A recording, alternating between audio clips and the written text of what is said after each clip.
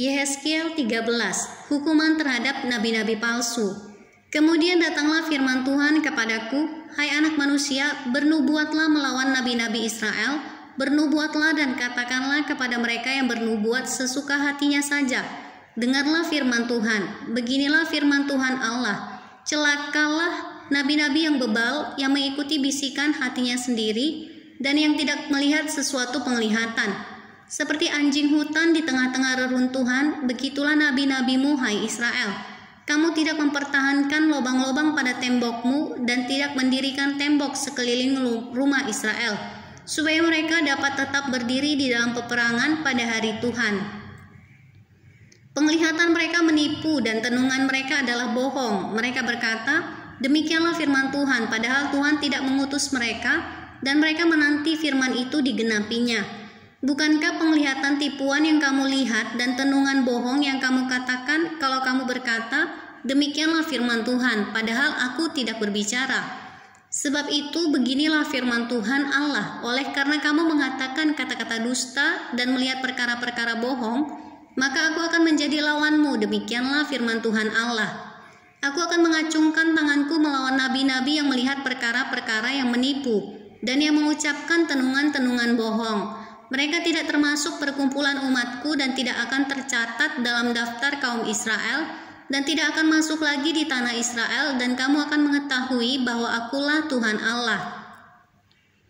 Oleh karena sungguh karena mereka menyesatkan umatku dengan mengatakan damai sejahtera, padahal sama sekali tidak ada damai sejahtera.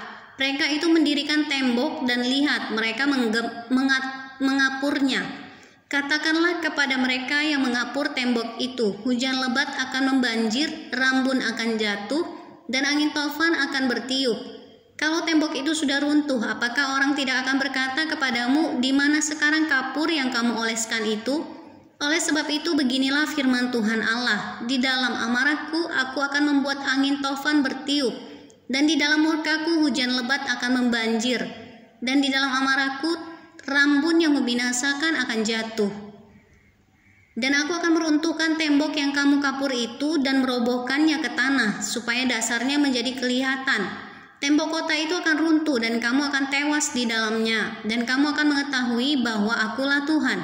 Begitulah aku akan melampiaskan amarahku atas tembok itu dan kepada mereka yang mengapurnya.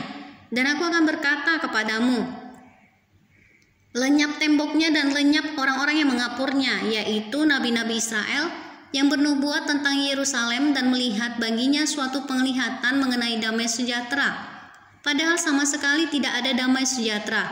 Demikianlah firman Tuhan Allah. Hukuman terhadap nabiah-nabiah palsu. Engkau anak manusia, tujukanlah mukamu kepada kaum perempuan bangsamu yang bernubuat sesuka hatinya saja, dan bernubuatlah melawan mereka.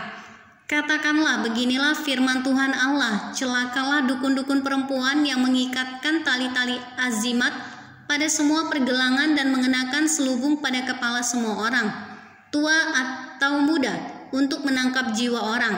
Apakah kamu hendak menangkap jiwa orang yang termasuk umatku dan membiarkan orang-orang lain hidup untuk kepentinganmu?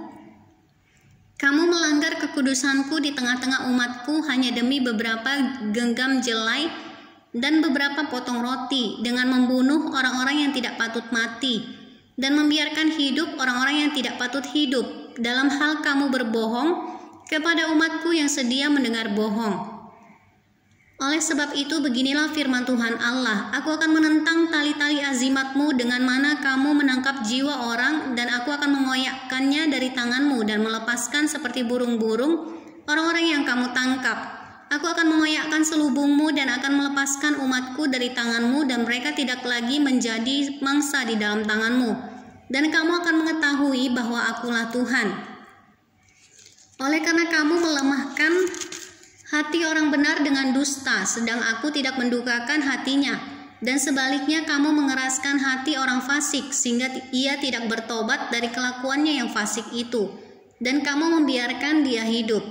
Oleh sebab itu kamu tidak lagi melihat perkara-perkara yang menipu dan mengucapkan tenungan-tenungan bohong. Aku akan melepaskan umatku dari tanganmu, dan kamu akan mengetahui bahwa akulah Tuhan.